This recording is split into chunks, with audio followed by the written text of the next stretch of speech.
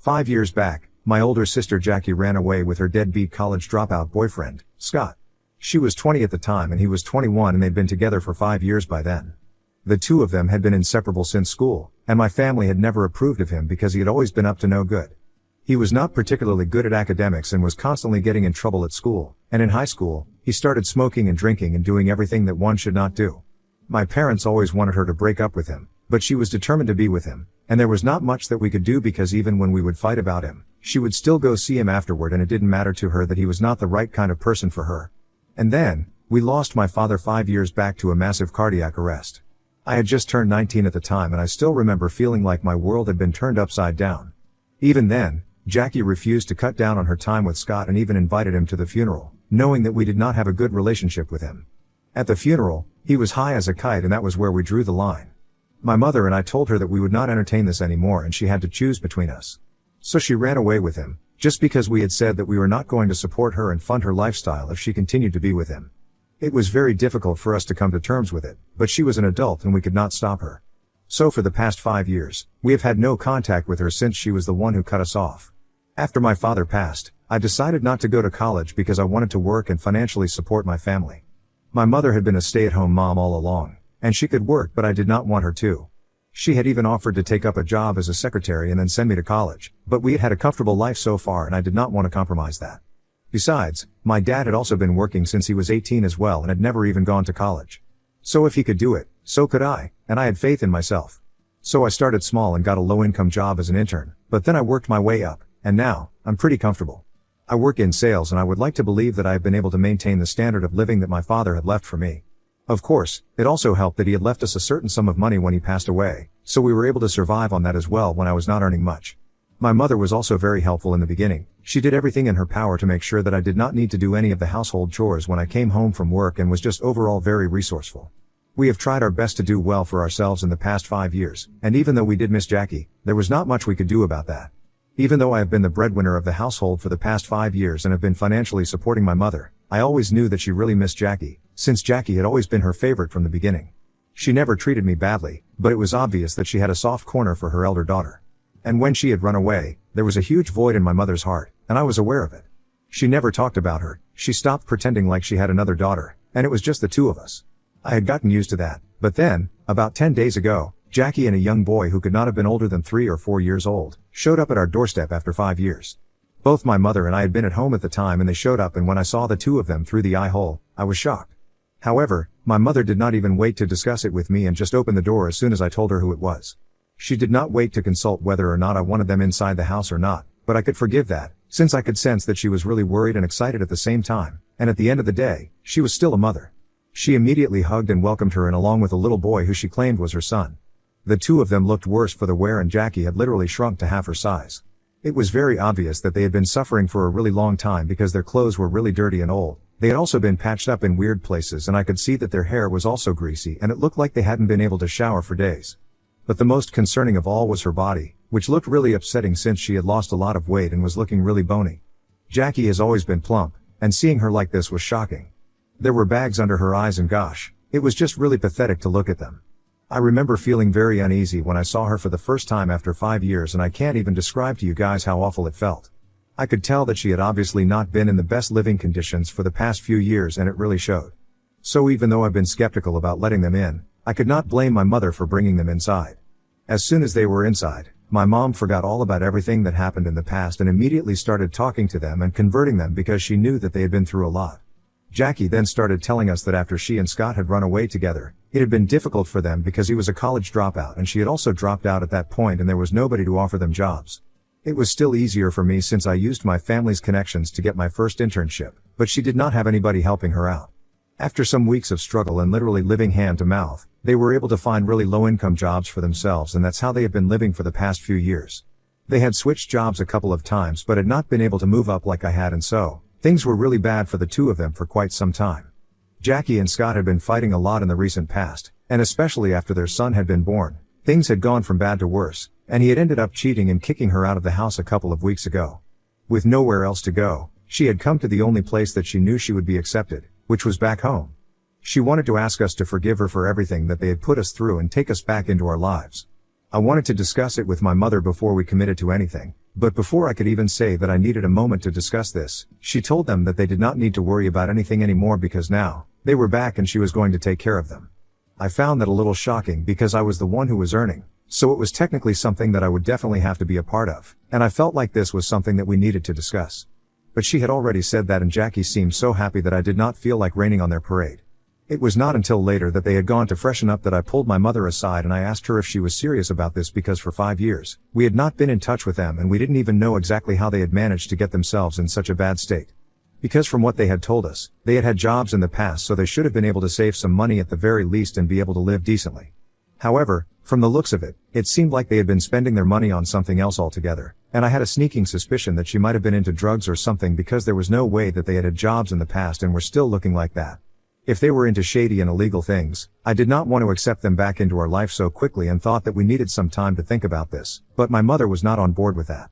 She told me that after 5 years, my sister had finally come back home, and now, it was her family's duty and responsibility to make sure that she was well taken care of.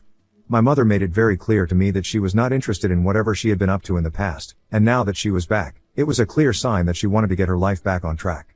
If she had not wanted that, she wouldn't even have come back in the first place, so now, we could not turn our backs on her when she was asking for our help and be mistrustful and weird. She had a point, so I decided to give it a chance, even though I did not fully trust the two of them. I got to live together with them for just 2 days and I was kind of worried about how things would turn out in the future, but just 2 days after they had returned, my mother sat me down when she was out looking for jobs and her son was napping. And then, she told me that she wanted me to find a place of my own, now that my sister was back. I was dumbstruck because I definitely could not understand her reasoning, but she told me that our house only had 2 rooms and while I had a room for myself, she had been sleeping on the couch for the past 2 days while Jackie and her son had taken up the other room since the child didn't feel comfortable enough on the couch. It was causing a lot of problems for her back, so she wanted me to move out, and have my own life and an apartment of my own. I suggested that maybe Jackie could stay in the living room if it was becoming a problem for her, but she told me that she did not want that because she wanted them to feel accepted in the family and she couldn't force them out of that room and make them stay in the living room, with no privacy or comfort, after she had already offered to let them have it. I found that very offensive because she was basically kicking me out after I had supported her for 5 years and had been the only person who was there for her, but now, just because her daughter was back, she had completely forgotten about me and only cared about their comfort and their privacy or whatever. Jealousy wouldn't be the word that I would use for myself at that moment, but I was definitely very pissed off and kind of humiliated.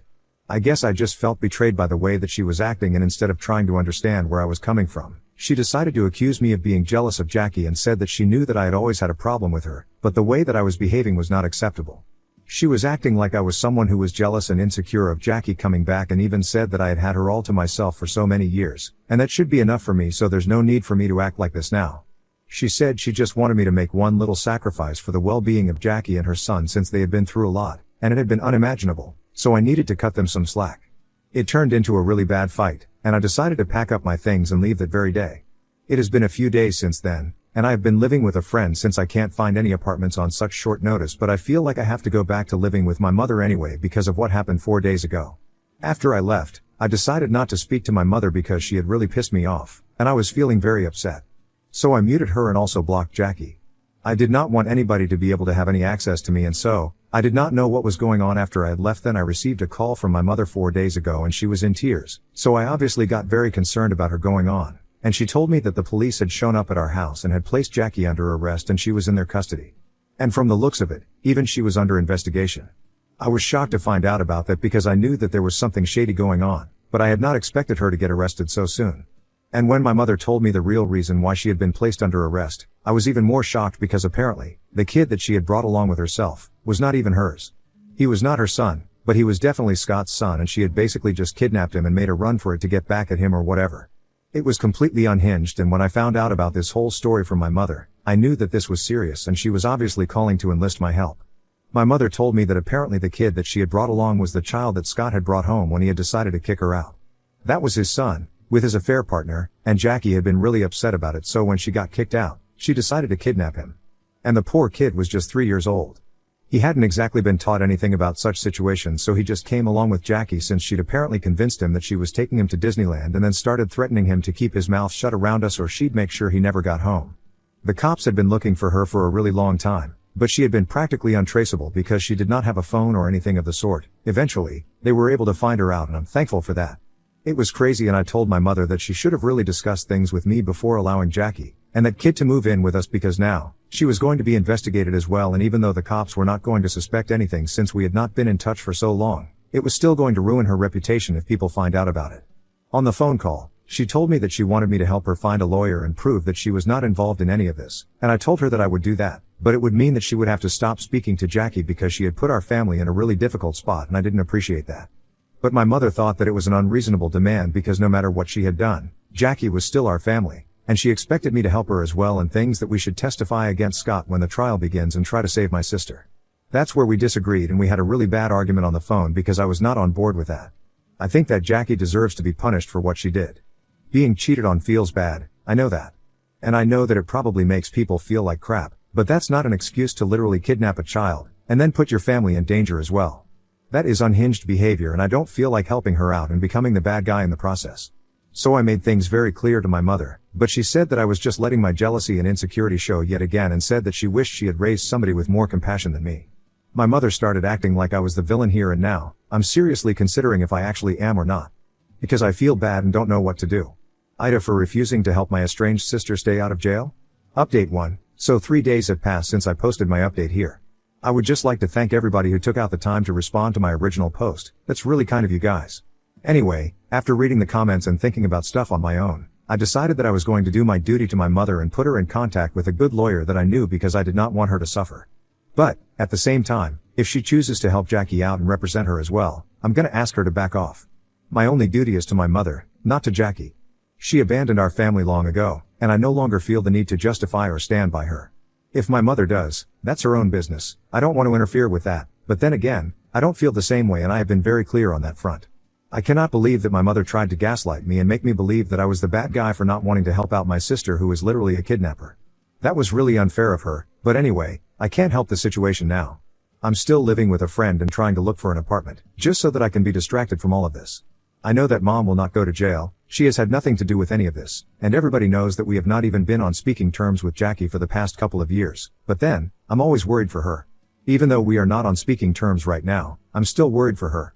Because it had just been the two of us for so long. After my father, she was the only person who was there for me, so I do have a relationship with her and it's very important to me, but I don't know. The only thing that I can take solace in right now is that the lawyer that I have contacted and put her in touch with is a solid woman, and she has had plenty of experience in keeping people out of prison, so I'm counting on her. She's also agreed to help me out and lower her charges for me, specifically, since I'm really good friends with her brother and we work together. Her brother has reassured me that everything is going to be fine, and I'm taking their word for it. Until then, however, I'm going to make sure that I don't speak to my mother, since she hasn't shown any interest in speaking to me after I had that phone call with her the other day. Even after the lawyer contacted her and agreed to take her help and allow her to represent my mother, she still didn't even call me to thank me for what I did for her. So I don't know how to feel about any of that, but I am just hoping that she comes around. Update 2. Hello. So the trial against Jackie has begun, and it's going to be really intense for my mother. I'm pretty sure it's not going to be easy for her to watch her favorite daughter being persecuted. She has not tried to get in touch with me after that phone call that we had the other day, even though she is working with the lawyer that I put her in touch with to represent her. Like I said in my previous update as well, I had been expecting her to contact me to at least just thank me, but nothing of the sort has happened. Anyway, I did what I had to do as her daughter, and now it's not my business anymore, since she has made it very clear to me that she doesn't want me to be a part of her life. Up until a couple of days ago, we were not on speaking terms, but at least she did not have me blocked anywhere. However, I found out recently that she had blocked me on Facebook and had even blocked my number. Because I tried to call her to confront her about blocking me on social media, and then, I realized that my phone number was blocked as well. I could have contacted her by calling her through my friend's phone number, but it just did not seem worth it, so I let it go. Besides, now that I know she does not want to speak to me or even let me know what's going on in her life, I have received the message loud and clear. I've told the lawyer not to contact me about any updates in the trial. My only job was to put her in touch, and I did that. Now I don't need to know what's going on and bother myself with it. The search for the apartment has been going well, though, since I have been able to finalize one and the rent is a bit high, but now that I don't have to support my mother anymore, I guess I'll be able to afford it. Initially, I had been worried about what was going to happen to my mother, now that she does not have anyone to financially support her. But I figured that she must have thought about it, since she had been so confident in kicking me out and cutting me out of her life. I'm just hoping that she doesn't come back to me in order to get financial support from me, because I'm not going to continue with that after the level of disrespect that she has shown me. I'm just glad that in a few days, I'll be able to get out of my friend's hair, because I think I've bothered her for long enough, and even though she insists that I can live with her for as long as I need to, I just need some space of my own and think about what's going on in my life right now, because a lot has happened over the past few weeks and I am yet to process it. So I might take a few days off from work as well and just try to sit with my feelings for a bit. I really need that. Update 3. Hi, it's been 2 months since the trial against Jackie started and she's on her own right now. It was proven pretty quickly that my mother had nothing to do with this situation and she was not aware of the fact that the child that Jackie had brought along with herself was not actually her son. She and her lawyer were able to prove that she was not involved in any of this, and after clearing the charges of the lawyer, she told her to convey her thankfulness to me. When I was told about it, I was very upset because she surely could have reached out to me to tell me about this, but even after 2 months, she didn't want to talk to me. I don't even understand what she is so mad about, since it's been proven that Jackie is the bad guy here and I was right for not wanting to help her. I really want to confront her about it, but I don't know if it's worth it or not, and I've been struggling with this dilemma for the past few days because ever since the lawyer reached out to me and said that this is what my mother had to say, I've been having mixed feelings about what to do. My life is going smoothly right now. I have a decent job and I'm about to get promoted at work. I have my own apartment and I've been living by myself for the past couple of months, which has been nice. Lonely, sure, but really nice. I have even started seeing somebody for the past few weeks, so everything is going on track, but I feel like I really miss my mom, and I know that most people in the comments section have said that she is really toxic, and I need to keep her out of my life, but she is still my mother, and I guess you guys are forgetting that after my father passed away, she was the only person that I had. We had other family members as well, but then, the only person who could actually feel and share my grief was her. And I really do miss her, even though what happened recently was not right. In spite of knowing that, I still miss her, and the least I can at least do is get some sense of closure and have one last conversation with her, which is not on the phone. So I've really been considering reaching out to her and meeting her just once. Update 4. Hi, so some of you really encouraged me to talk to my mother if I really missed her that much and at least get some sense of closure after I made my post last week. And after thinking for a couple more days, I finally decided to reach out to her. I noticed that she had unblocked my number when I tried to call her, and she even answered the phone very quickly. I spoke to her on the phone and I arranged a meeting with her, and the very next day, I went over to my home to meet her. She welcomed me with a hug and started crying as soon as she saw me, and said that she was really sorry about the way that she had treated me, but she had seen Jackie after so long that things just stopped making sense in her head and she had started acting like a total fool. I didn't even have to say anything in my defense. She agreed that every single thing that I had said had been right, and she was the one who had been wrong. She literally begged me for forgiveness and said that she did not have anybody apart from me, and she had realized that her soft spot for Jackie had caused her to turn a blind eye to how psychotic she had been. But during the trial, she had realized that Jackie had not just been harmful to herself, but her actions had hurt the family, and I was right in not wanting to help her or have any contact with her. Just because she's related to me by blood does not mean that she respects that bond, and we don't need to respect it either at the cost of our sanity. She told me that she had conceived Jackie after a lot of struggles, and that's why she always thought of her as special, but she now knows that she was wrong and she should not have treated me that way. I was not surprised about the fact that she confessed to having a soft spot. Everyone had known that all along, but when she told me that she was going to try and work on this and wanted our relationship to get better, I was really happy. And I know that she's not doing it for the money, because for the past 2 months, since I had left, her brother was the one who had been supporting her, and she had even tried to get a job working from home in her brother's company, which is what she's doing now. So I know that this is all genuine and she really wants to make things better between us. However, we have decided to stick to living separately for a while because living alone has given me a new sense of perspective, and I can't always be living in my childhood home with my mom. I need to get out there and live my own life as well. So we have decided to keep in touch and just wing it for the next few months and see how it goes. But yes, I'm gonna try and fix my relationship with my mother, and I hope that things work out for us.